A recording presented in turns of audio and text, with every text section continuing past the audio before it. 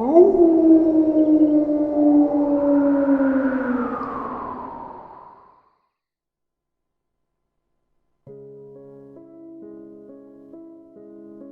story takes place when I was only 11 years old, and I was very adventurous. Although, pretty much my whole life I've wanted to be a werewolf. Though this was one of the most scariest experiences of my life. I was hanging out with my friend Brandon. He was much older than me, being 16. But no one his age seemed to understand him as much as I did. He was 6'3", weighing 250 pounds. So my father let me do many things with him, knowing that he would and could protect me. One night, his mom was out at work and he asked me if I wanted to go and stay the night at his house. Him and my father lived in the same apartment complex, living literally in front of each other. When around 11:50 p.m. hit, Brandon and I decided that we should go outside to hang out for a little while. We knew that we weren't supposed to go outside, but we were getting way too bored sitting and watching Family Guy on Netflix. We also heard some scratching noises and sounds like running behind the certain building we were staying in, so we thought maybe our friends Diego and Janelli were playing a prank on us or something. But our first mistake was going to the back of the building. When we turned the corner around the house, we saw what would look like a very big coyote at first. Brandon and I weren't afraid because usually the coyotes would run away in terror. But then, this coyote rose to its feet and turned to us. "What the fuck?" Brandon yelled. Is that? I, of course, knew exactly what it was when I saw it. But I knew that this wasn't what I wanted to be. You could see the evil in him, and you could see that all it wanted to do was find something to eat. It howled, an ear-cracking howl, and took off running. Brandon and I immediately took off running toward the house. When we were almost there, I saw Brandon fly not only over my head, but also into his neighbor's car. He screamed in the most serious voice I have ever heard him say, "Run for your fucking life, kid!" I didn't want to leave him, but I knew that if I didn't, then he would be mad at me. If we survived. I ran for at least 2 miles before I realized, where the hell is that damn thing? But I wasn't stupid. I knew that it must have been just as afraid of us as we were of it. So I called Brandon to have him walk toward the direction I was going, so that we can get together and then go to sleep. By the time we met up, it was already 1 a.m., and we were both scratched up a little. Even though the werewolf didn't touch me, I still fell and got bad road rash pretty much everywhere. When we got back to the apartments, many people were outside. I was very relieved to see that my father wasn't outside. Brandon's neighbor, though, was very concerned as to why his car had a big dent in it, but we just said we didn't see anything. The next day, I had to go back over to my mother's house, but I went back the next weekend. Brandon and I were in town, and we got stopped by a random woman that we had never met. She was only in her 20s, I'm guessing, and she was very beautiful. But she looked miserable and scared.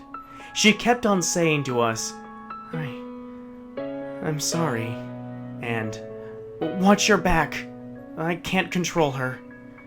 There was no reason in acting like we didn't know what she was talking about. It was her. I'm now 14 years old and Brandon is 19. We're no longer friends and he chose his girlfriend over me. I haven't had any more experiences since then, and I hope Brandon hasn't either. But, call me crazy, but even after this experience, I do still want to be a werewolf. I'm a girl, 19, and this started happening years ago at a daycare my mom worked in. She did the cleaning at night when it was closed. I really liked staying with her there. I knew her boss and she was cool with it. I had an entire daycare all to myself, but the daycare was fairly small, just 2 buildings parallel to one another. Now, there was always a very creepy feeling around this area there was a room, the turtle room. You'd get the scariest feeling there. I'm not kidding. I've been to some haunted places, but this was the worst. The feeling was incredibly strong. It was the feeling of being in danger and fear. Strange things would happen here, and the daycare in general. Of course, my mom was in charge of cleaning, so she'd notice when things were being moved around, toys without any batteries that would go off, even toys that weren't made to make noise. And you always felt like you were being watched, especially in that room, even if you were just walking by its windows. One night, my brother and father came to help out a bit before it was time to go home. I was off reading books in one of the main rooms in the building. And suddenly, we all hear my brother scream. I ran out, and he was in the other building. In that room. My dad took him aside and asked what happened. And it actually took a couple of days for me to find out too. My mom openly said she didn't want to tell me, as I would get scared. But my brother saw something. He described it as a very small, like a child size, old man wearing a white cloak. Only it wasn't a man. It had a couple of strands of white hair. Its face was covered in wrinkles, and its eyes were very long and had a horizontal oval shape. And they were completely black. He said, though it didn't make any expressions, he felt completely terrified, and it felt like this thing, or whatever, was enjoying that fact, or wanted more of it, feeding off that fear. Then, it was suddenly gone, as soon as he had screamed. Now, a creepy little fact. My brother wasn't the only one who saw it.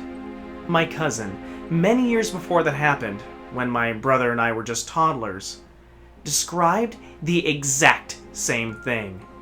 A scary little old man in a cloak. She quit that job, but did recommend it to my mom, since she wasn't frightened easily, and the pay was good enough. Still, even after all this time, we don't know what that thing was.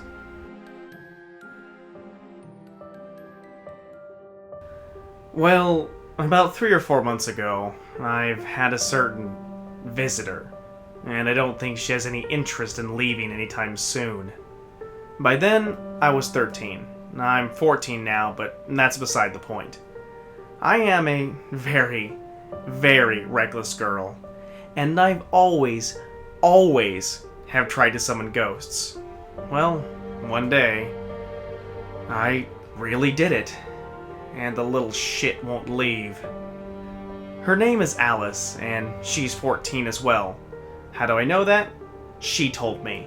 With that stupid board. I can't remember what it's called exactly. A Ouija board, I think? Well, I don't care what it's called. It ruined my life. I was home alone, with only my baby brother. My friend dared me to do it, and bought it herself so I could.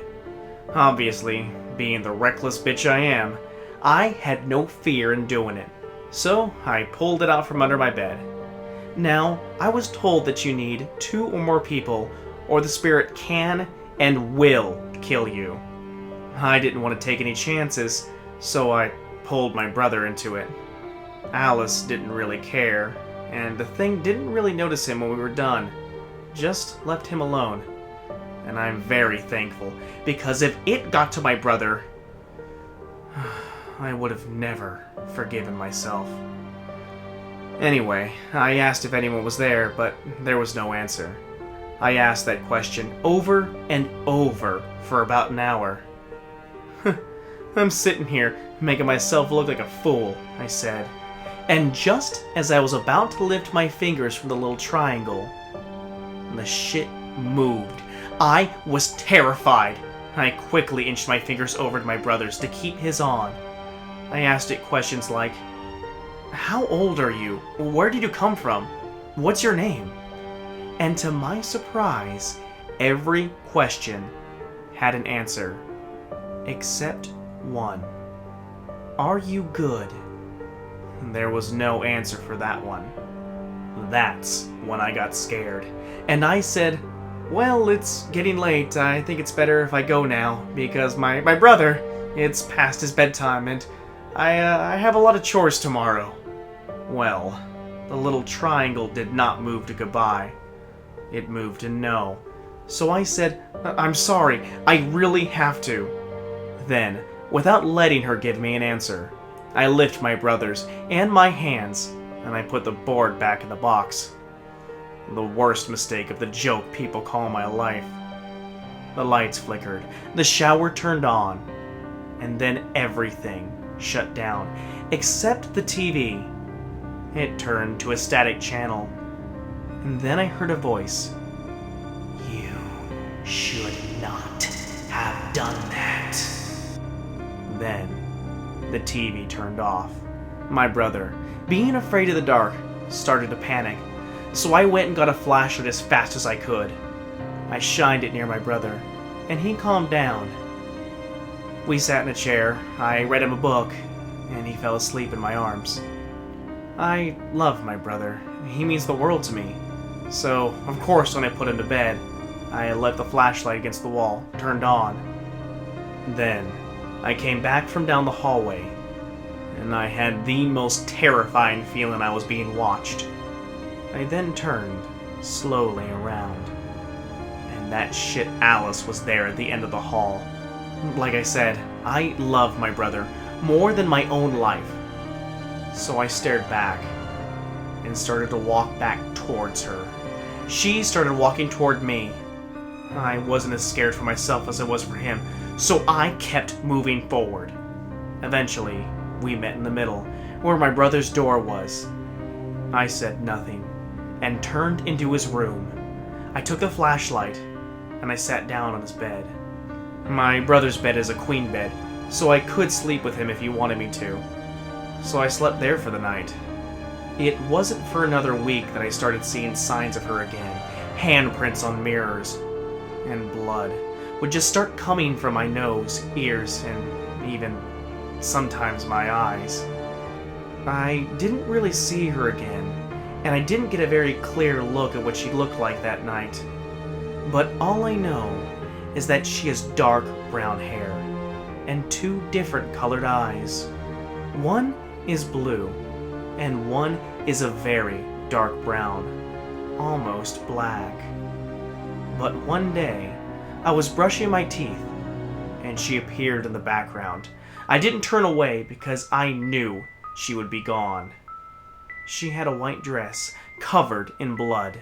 When she saw me looking at her through the mirror, she came closer and closer until she touched my reflection. She grasped onto my shoulders, but I couldn't really feel it until she crept her hands up and started to choke me. I was terrified. I fell on the floor, unable to see anything. Finally, she stopped. I was crying, and my neck was bruised. That's the only attack she's put on me. Now, I am the most paranoid person ever. She still appears in mirrors and makes me bleed. Nothing exciting since then. But I know someday it will happen again. And I'm hoping, oh Lord, I'm hoping it doesn't happen to my brother.